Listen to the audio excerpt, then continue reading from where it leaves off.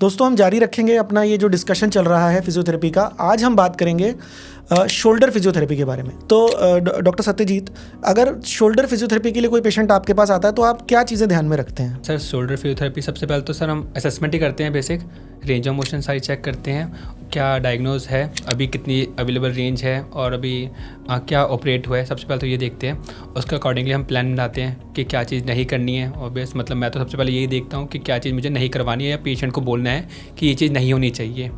तीसरा है सबसे जो मतलब कॉमन होता है शोल्डर के अंदर, अगर फ्लैसिड है तो कहीं किसी तरह का सबलक्सेशन ना हो, तो उसके लिए शोल्डर स्लिंग या फिर शोल्डर ब्रेस हम पेशेंट को बोलते हैं पहनने के लिए। जब भी पेशेंट वॉक करे या पेशेंट जब भी खड़े हो या पेशेंट जब भी कुछ ऐसा कुछ काम करे जिसमें कि ग्रेविटी कहीं ना कहीं शोल्डर को ना नीचे की तरफ खींचती है, तो उसके वजह से क्या होता है शोल्डर का ना सबलक मतलब गैप आना स्टार्ट हो जाता है, उसे हम शोल्डर सबलक्सेशन कहते हैं। एक तो हमें ये चीज़ ध्यान देते हैं। दूसरा ये करते हैं कि जब हम फिजियोथेरेपी करवा रहे होते हैं तो अगर मेरे को खाली शोल्डर की फिजियोथेरेपी करवानी, खाली शोल्डर की रेंज ऑफ मोशन करवानी है, तो मुझे ये ध्यान देना होता है कि शोल्डर ही खाली मूव करे, एसेसरी मसल वर्क ना करे। हाँ, मैं ट्राई करता हूँ कि पेशेंट को जाता है ना कि मैं पेशेंट को लिटा के एक्सरसाइज करवाता हूँ। इससे क्या होता है कि हमारा एक स्कैपुला स्टेबलाइज हो जाता है और पेशेंट खुद ब खुद स्टेबलाइज मतलब खड़े होकर पेशेंट और लेफ्ट राइट ऐसे झुक रहा होता है, लेकिन पेशेंट का लेटा हुआ है तो प्रॉपर शोल्डर की मूवमेंट हो रही होती है। हाँ, बट एक ड्रॉबैक होता है इसमें कि हम कुछ रेंज ऑफ मोशन नहीं करवा पाते लेटे हुए, तो उसके लिए हम क्या करते हैं, पेशेंट का साइड में लिटा देते हैं या फिर पेशेंट को हम उल्टा लेटा लेते हैं, उसके बाद हम फिर शोल्डर की एक्सरसाइज करते हैं। Yes, that is very important कि फिजियोथेरेपी शोल्डर की कैसे उन मसल्स को एक्टिव होने से रोकना है और टारगेटेड शोल्डर की मसल्स पे ही काम करना है। अब हम भी कई बार पेशेंट्स होता है, जैसे हमने spinal accessory to suprascapular nerve का ट्रांसफ़र किया तो हम 1 महीने के बाद ही डॉक्टर सत्यजीत के पास भेज देते हैं और उसकी अर्ली फिजियोथेरेपी स्टार्ट हो जाती है।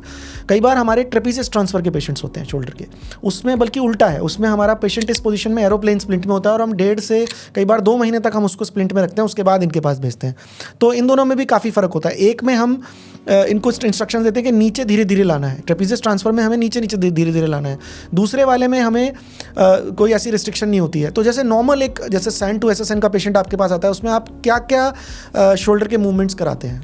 हाँ सर, सैन टू एसएसएन में क्या होता है कि हमने स्पाइनल एक्सेसरी मसल को हमने ट्रांसफ़र किया, सुप्रास्कैपुलर नर्व के ऊपर दिया है, तो स्पाइनल एक्सेसरी मसल जिसको सप्लाई करती है, तो हम वो फंक्शन करवाते हैं पेशेंट को और साथ साथ बोलते हैं कि अब ये फंक्शन करो। मतलब कि जैसे कि स्पाइनल श्रगिंग के साथ आप एब्डक्शन, हाँ, ट्रेपेजियस को सप्लाई करते हैं, उसका फंक्शन होता है कि शोल्डर की श्रगिंग करना। अब हमने उसको ट्रांसफ़र किया सुप्रास्कैपुलर नर्व के ऊपर, तो अब हमें पेशेंट को सिखाना है कि तुम्हें शोल्डर की श्रगिंग करनी है और साथ साथ तुम्हें शोल्डर को एब्डक्शन करना है, मतलब शोल्डर को तुम्हें ऐसे उठाना है। तो वो हमें ना एक तरह से मसल रीएजुकेट करवाना होता है। मतलब पेशेंट अगर जितना ज़्यादा एज का होता है उसने अपने पूरे लाइफ टाइम यही सीखा होता है कि मैंने ये सोचा और शोल्डर आराम से उठ गया मेरा, बट अब तो वैसा नहीं होगा। अब पेशेंट को ये चीज़ रिट्रेन करनी पड़ेगी, रीएजुकेट करवाना पड़ेगा अपनी मसल को कि अब तुम्हारा जो शोल्डर उठेगा वो कहीं ना कहीं तुम्हें सोचना है कि मैं कंधे को ऊपर उठा रहा हूँ और फिर मैं शोल्डर को ऊपर उठा रहा हूँ। स्टार्टिंग में तो ये लगता है कि हाँ ये मैं हर बार तो नहीं सोचूंगा, बट हाँ अगर आप रोज़ रोज़ करते रहोगे तो एक टाइम ऐसा आएगा कि आपको इतना सोचना नहीं पड़ेगा कि हाँ मेरे को शोल्डर उठा रहा हूँ फिर उठ रहा है।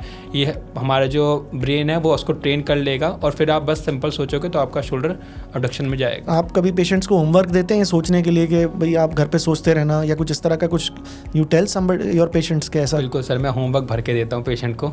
मतलब मसल रीएजुकेशन तो होती तब है जब वो रेपिटेशन मल्टीपल टाइम्स हो, जितनी मैक्सिमम मल्टीपल टाइम्स हो। हाँ, बस ये देखना होता है किसी तरह की इंजरी ना हो जाए, कि इतनी भी रेपिटेशन ना कर ले कि जो मसल है वो थोड़ी फटीग हो जाए या किसी तरह के इंजर्ड हो जाए। तो हाँ, ऑब्वियस है, मैं तो पेशेंट को यही बोलता हूँ कि मल्टीपल रेपिटेशन, जितनी मैक्सिमम रेपिटेशन कर सकते हो, लेकिन हाँ परफेक्ट रेपिटेशन करे, कुछ अल्टर्ड मूवमेंट ना करे कि जिसके वजह से कि हाँ वो कुछ सीख रहा है तो वो गलत ना सीख दें। सिखाना सर आसान होता है, उसको सिखा के फिर से भुला के फिर से सिखाना बहुत मुश्किल होता है। तो मैं तो ये बोलता हूँ कि आप जो सीख रहे हो, इवन मैं अपने कई सारे पेशेंट को अलाउड भी नहीं है, बट मैं फिर भी ट्राई करता हूँ कि पेशेंट को बोलो आप रिकॉर्डिंग कर लो मेरे सामने, मेरे इस मतलब जो मैं सेशन कर रहा हूँ उसकी रिकॉर्डिंग करो, घर पे सेम टू सेम यही करो। That is a very good point. तो दैट इज़ व्हाट हम लोग कोशिश करते हैं कि पेशेंट को ठीक चीज़ सही से सीख जाए और वो उसको फॉलो कर ले। Communication is very important.